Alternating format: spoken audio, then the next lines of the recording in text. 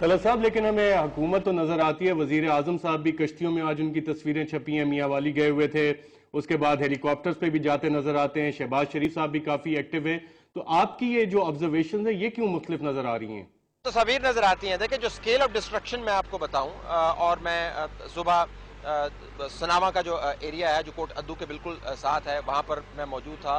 वहां से लेके मेन मुजफ्फरगढ़ तक आती हुई जो रोड है वो तकरीबन मेरे ख्याल में कोई 35 किलोमीटर लंबी रोड है और एक स्ट्रेच है रोड के ऊपर।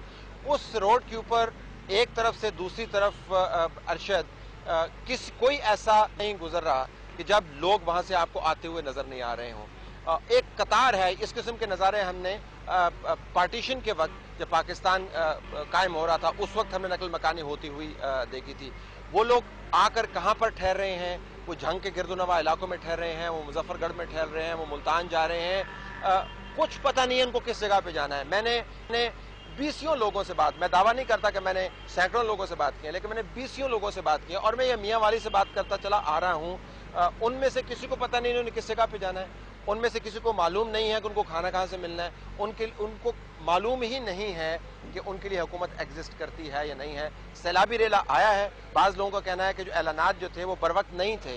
ऐलानात जो है वो 12 घंटे पहले हुए। हमने जब रेस्क्यू की टीमों से बात की, उन्होंने कहा जी हमने तो ऐलानात बहुत पहले कर दिए थे, लोग मानते ही नहीं हैं। बहरहाल जो भी हालात ठहरे, लोग जो हैं वो अपने बल पर मूव कर रहे हैं। हुकूमत के जो कैंप्स हैं उसमें जो आपको तस्वीर नज़र आती हैं वो अशर अशीर भी नहीं है, यानी 1/10 भी नहीं है उस ट्रेजेडी का जिससे लोगों को गुजरना पड़ रहा है। तलत साहब, आपको क्या लगता है कि शहबाज शरीफ साहब और वजीर आजम साहब PR एक्सरसाइज पे ज्यादा निकले हुए और पॉलिसी प्लानिंग जो चाहिए, जो आपने भी जिक्र किया कि फ्लड वार्निंग्स भी पहले से आई हुई थी, जून के महीने से आई हुई थी। एक तो प्री डिजास्टर कोई चीज हमें प्लानिंग नजर नहीं आई और पोस्ट डिजास्टर में भी ना NDMA नजर आ रहा है ग्राउंड पे और PR एक्सरसाइजेज हमें ज्यादा नजर आ रही है इस सिलसिले में। अरशद, किसी सियाने ने पिछले दिनों में पढ़ रहा था, कहा था कि मैंने दुनिया के मसाइल की जड़ तलाश कर ली है। तो उससे पूछा गया कि जड़ तलाश क्या किया आपने? उसने कहा जी पावर पॉइंट प्रेजेंटेशन। ये जो जल नदीम साहब हैं और जो ब्यूरोक्रेट्स हैं, ये पावर पॉइंट प्रेजेंटेशन के मास्टर्स हैं। इनसे आप प्रेजेंटेशन करवा लें, इनसे आप अंग्रेजी बुलवा लें, इनसे आप प्लानिंग करवा लें, कागजों के ऊपर वो आपको नजर आएगी। ग्राउंड के ऊपर जो सूरत हाल है इस वक्त, शहबाज शरीफ साहब यहाँ पर 2 दिन से बैठे हुए हैं। हालत इस मुजफ्फरगढ़ की ये है कि यहाँ पे जो DCO है, जो एडमिनिस्ट्रेटर होने के बाद जिसके पास नाज़मीन की ताकत भी है, उसको कल उन्होंने सैक कर दिया है। आज सारा दिन इंतजार करते रहे हैं कि जो नया DCO है जो लाहौर से चला है वो वहाँ पर कब पहुँचेगा। DCO यहाँ पर नहीं है। इसके अलावा जो रेवेन्यू के अफसर हैं जिनको उन्होंने सस्पेंड किया है, रेवेन्यू के अफसर कौन होते हैं? उसके नीचे सारा पटवार होता है। पटवार कौन है? पटवार ने लोगों के साथ राब्ता करना होता है, क्योंकि उसको पता है कि मौजा कौन सा है, गांव कौन सा है, उसने लोगों के साथ राब्ते करने होते हैं। पटवार को हैंडल करने वाला बंदा यहाँ पर कोई नहीं है। कोट अद्दू जो बिल्कुल पानी के नीचे है, उसका जो तहसील के लेवल का बंदा है एडमिनिस्ट्रेटर, या उसको आप असिस्टेंट कमिश्नर कह सकते हैं, और उसके पटवार का बंदा, उनको सस्पेंड कर दिया है। तो तलत साहब, आप कहना चाह रहे हैं कि पटवारी का काम शहबाज शरीफ साहब आप खुद अंजाम दे रहे हैं? Unfortunately that happens to be true, that happens to be true. फिल वक्त जब तक DCO यहाँ पर नहीं आता। अच्छा, आप बीच मंझधार जो है, आपने डिस्ट्रिक्ट कोऑर्डिनेशन, मैं उनसे कभी नहीं मिला, DCO से मेरी कभी राब्ता नहीं हो। होस्ता अच्छा अफसर हो, होस्ता बुरा अफसर हो, मुझे नहीं पता अच्छा है बुरा अफसर है।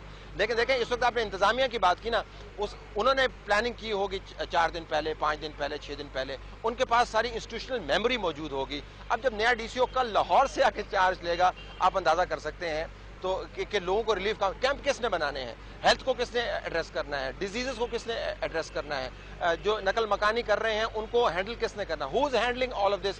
वो यहाँ पर मौजूद हैं। उनकी तस्वीर भी धड़ धड़ छप रही हैं और अखबारात के अंदर उन इश्तिहारात से तस्वीर छप रही हैं अरशद शरीफ, जो टैक्स पेयर के पैसे से अखबारात के अंदर छपते हैं। तो मेरे ख्याल में ये थोड़ी सी ज्यादती है। प्राइम मिनिस्टर साहब को जहाँ पर प्लानिंग करनी चाहिए थी तो उन्होंने प्लानिंग की। मैं आपको बताऊँ, शायद 1 तारीख थी या 30 तारीख थी, मेरे जहन से निकल रहा है, जब सैलाब तूफान मचाया हुआ था उसने नौशेरा और चारसदा के अंदर। उस वक्त PTV होम के ऊपर प्राइम मिनिस्टर साहब का एक फंक्शन चल रहा था जिसमें अदनान समी खान के वो गाने सुन रहे थे और साथ डिनर सर्व हो रहा था। ये PTV होम के अंदर चल रहा था। तो जिस मुल्क के हुक्मरानों के ये अंदाज हों, तो जाहिर है उसके बाद जब क्राइसिस होगा तो वो तस्वीरें नहीं खिंचवाएंगे तो क्या करेंगे। तल साहब, यहाँ पे हम एक छोटा सा वक्फा लेते हैं और वक्फे के बाद आपसे थोड़ा सा, हमें मालूम है कि आप फील्ड में और आपका वक्त बहुत कीमती है, वो एक छोटे से वक्फे के बाद हम आपके पास वापस आते हैं।